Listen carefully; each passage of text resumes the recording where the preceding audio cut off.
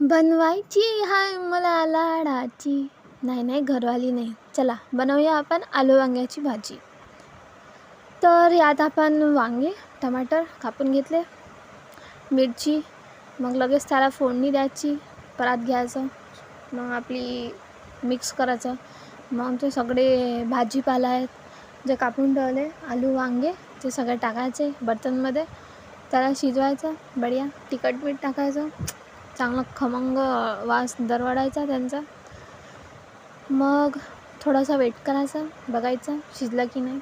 मग लगेच आपली कोथिंबीर काढायची फ्रीजमधून आणि त्याला करून टाकायचं. खतम.